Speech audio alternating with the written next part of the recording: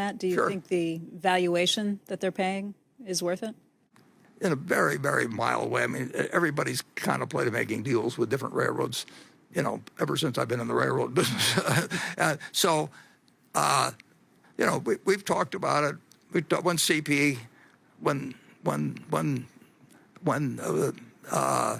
was Hunter Harrison, or you know, came after, was it Hunter that did on CP that kind of led the way? And you know, we looked at buying CP. I mean, everybody looks at everything, and we would not pay this price, and it implies a price for BNSF that's even higher than what the UP is selling for. But you know, it's kind of play money to some degree. I mean, when interest rates are this low, and I'm sure from the standpoint of both CP and CN, there's only one KC Southern, and they're not going to get a chance to expand it. They're not going to buy us. They're not going to buy the UP, and the juices flow, and the prices go up, and they're buying with somebody else's money. Yeah, it's somebody else's money, and you're going to retire in 5 or 10 years, and people are not going to remember what you paid, but they're going to remember whether you built a larger system, and the investment bankers are cheering you on at every move. You know, they're saying you could pay more, and this is you know, they're moving the figures around, the spreadsheets are out, and the fees are flowing. In this year's chairman letter, you discussed that you made a mistake in 2016 when calculating Precision Castparts' average amount of future earnings, which resulted in Berkshire overpaying to acquire it. It appears that Precision's earnings declined substantially in 2020 because of the pandemic and the effect of airline and travel industry. What calculations could you have made in 2016 that might have altered your decision to acquire it? And secondly, are the problems Precision is currently facing larger than the pandemic? Berkshire didn't make the mistake. I made the mistake, incidentally. Anytime we look at buying a business, we're evaluating the competitive strengths of the business, the price we have to pay, the management we get, and everything. And we didn't make a mistake on the management, but in terms of the earning power on average, and you know, when Boeing has troubles with the MAX, well, that's a probability. I mean, anytime any customer is a big, I mean, all kinds of things can happen, and we have seen some of those things happen, and therefore, I paid too much in relation to average earnings. It's a terrific company, and you know, I'm happy with the management and everything, but GE doesn't need as many engines as we thought it would need, and they get into the power business and a variety of things, and we knew they're in the businesses, but we did not think those businesses would necessarily be in something close to a depression when other businesses that we bought end up sometimes doing better than we think.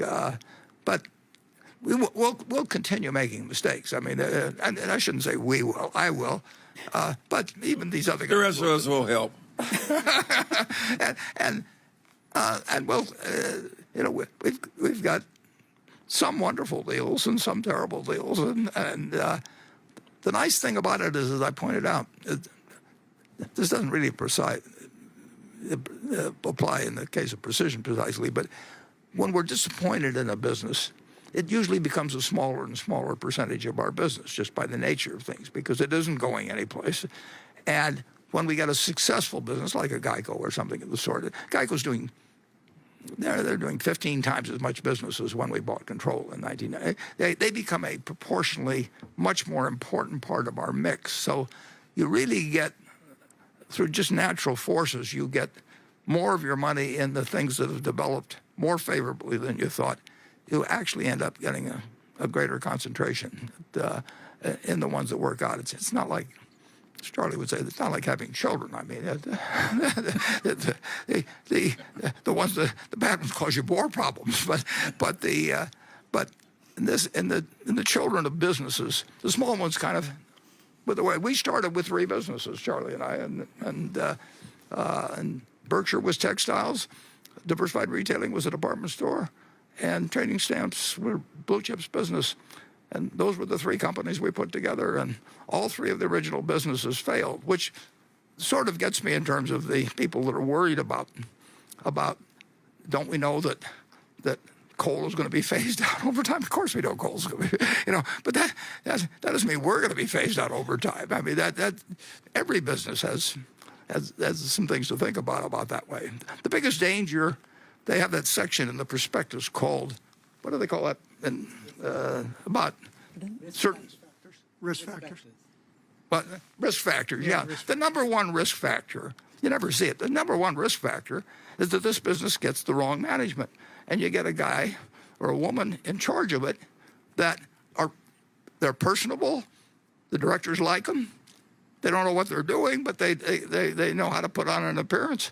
That's the biggest single danger that a business, and if that person stays and runs it for 10 or 15 years and either stays in the textile business or department store business and expands.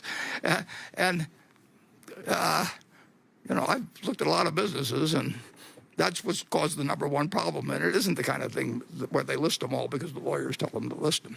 Now that the crypto market overall is valued at $2 trillion, do you still consider cryptos as worthless artificial gold? Well, I knew there'd be a question on Bitcoin or crypto.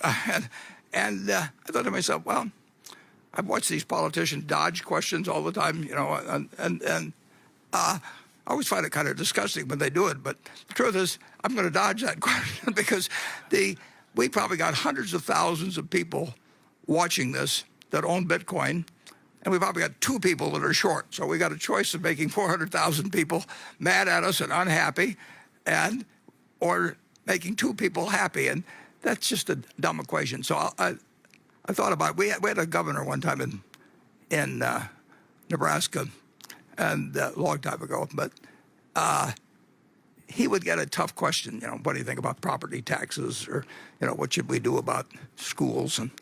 And he'd look right at the person. He'd say, "I'm all right on that one," and then he'd just walk off. Well, I'm all right on that one, and maybe we'll see how Charlie is.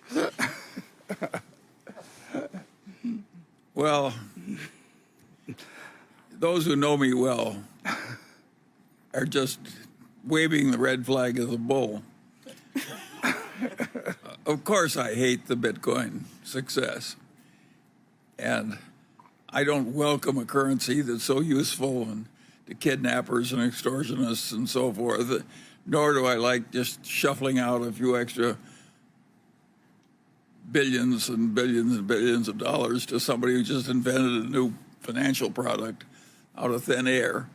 So